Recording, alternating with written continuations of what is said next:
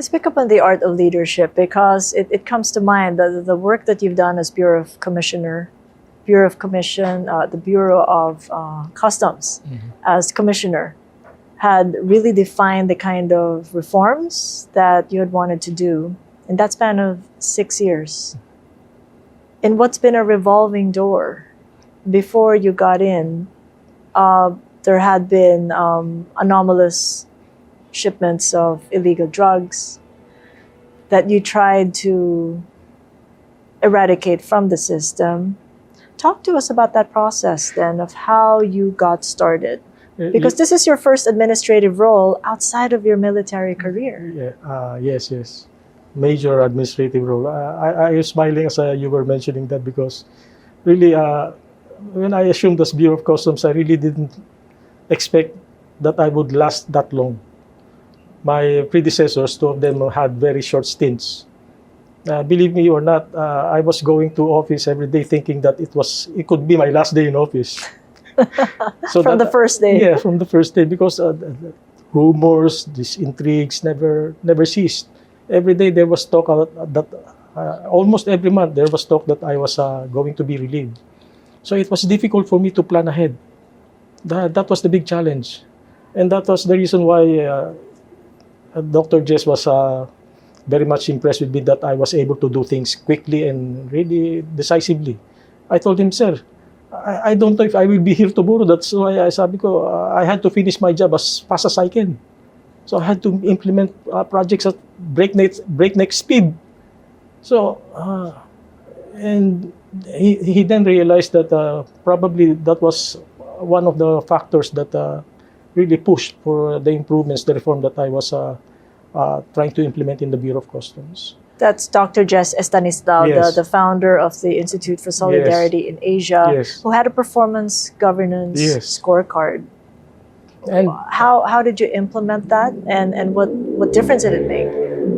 I've been in government for many number of years, 34 years in the military and 38 years to include my cadetship, and another 4 years in a civilian government.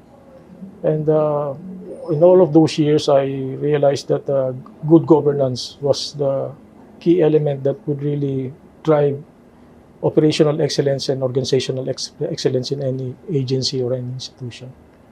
And that concept was with me all the way from the time that I was at the bottom rung of the organization, all the way as I rose to Bureau of Customs Commissioner.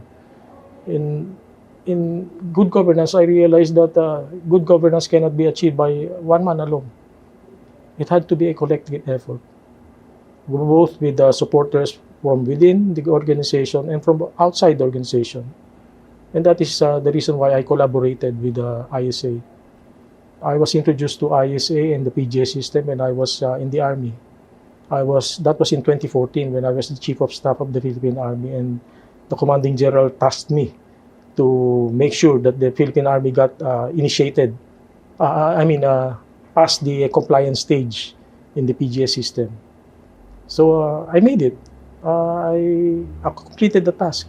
And Dr. Jess Estanislao was pleasantly surprised because among the breakthrough promises that we made was to have 80% of the entire Army population have their scorecards. And that was in November. And I had to do that in 1 month's time. And I did it. And Dr. Jess told me, how did you do it? It's simple, sir. Because I just told the troops that there would be no Christmas break if they did not come up with any scorecard. But was that threat true? If that didn't come up, yes, I was serious. You were serious. Yes, I was serious. That is why that has always been my reputation in the military. That I am very strict, that I am very serious in my policies, and that I really followed through and followed up on everything that I promised to deliver.